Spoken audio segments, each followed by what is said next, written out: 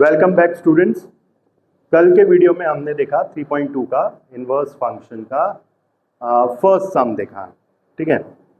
कुछ कारण से सेकंड सम अपलोड नहीं हुआ था, तो सेकंड सम के लिए कंटिन्यू करते हैं।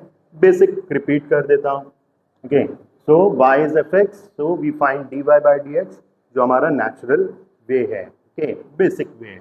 बट हमको क्या पूछा है, dx by dy, okay. We are finding rate of change of x with respect to y, so it is inverse function.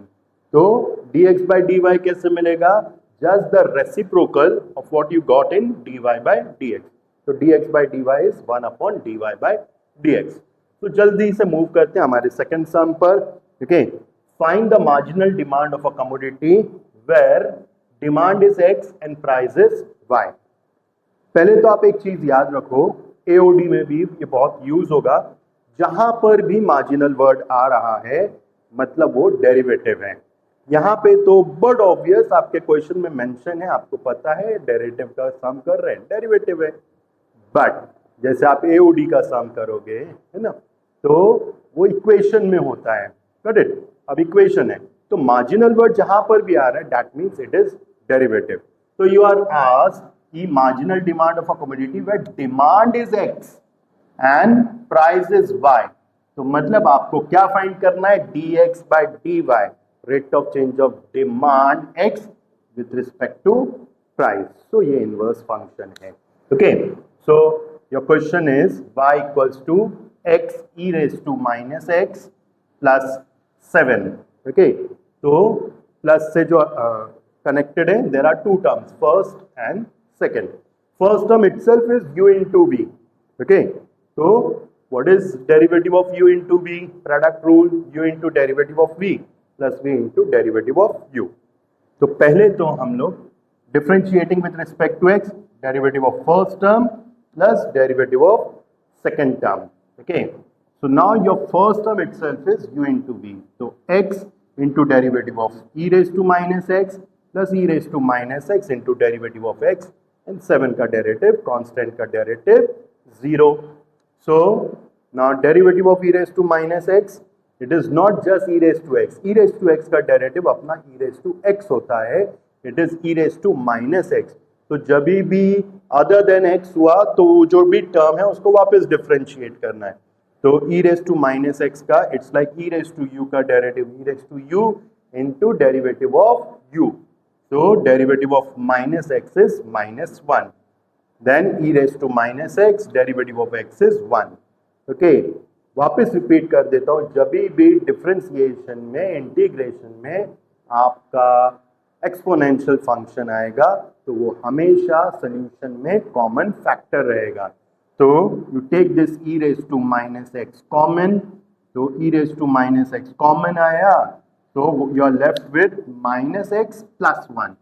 तो पॉजिटिव टर्म पहले लिखा है 1 minus x, बट ये dy बाई dx है। हमको क्या पूछा है, rate of change of demand x with respect to price y, so dx by dy which is 1 upon dy by dx, इसका रेसिप्रोकल, तो 1 upon e raise to minus x into 1 minus x। No because e raise to minus आपने इधर end किया तो भी आपको full marks मिलेगा, but e raise to minus x negative power है डिनोमिनेटर में, bring it in numerator with positive power, so it becomes e raised to x upon 1 minus x. That is the answer for your second sum, first sub question, okay, sorted. So now moving on to second sum, y is 5x plus 9 upon 2x minus 10. तो अब यहाँ पर आ गया अपना quotient rule, u upon v. What is derivative of u upon v? v denominator into derivative of numerator minus numerator into derivative of denominator upon denominator square, okay. मेरे जो transform के students हैं उनको मैंने हमेशा ऐसे ही याद कराया है ताकि आपको कंफ्यूजन ना हो। कुछ बच्चे u और v में कंफ्यूज कर देते हैं, एक बार u और v में भी देख लेते हैं। तो derivative of u upon v is v derivative of u minus u into derivative of v upon v square. So this is numerator is u, denominator is v. So differentiating with respect to x, okay, denominator v into derivative of u minus numerator u into derivative of v upon v the whole square. So what is 2x minus 10 into derivative of 5x plus 9 minus 5x plus 9 into derivative of 2x minus 10 upon 2x minus 10 the whole square. So derivative of 5x is 5 into 1. Derivative of 2 into x is x ka derivative 1. So this becomes 5 into 2x, 10x, 5 into minus 10, minus 50. 2 into minus 2 into 5x is minus 10x, minus 2 into 9 is minus 18. Okay, so this 10x minus 10x gets cancelled. You're left with minus 50 minus 18, which is minus 68, and the denominator as it is upon 2x minus 10 the whole square.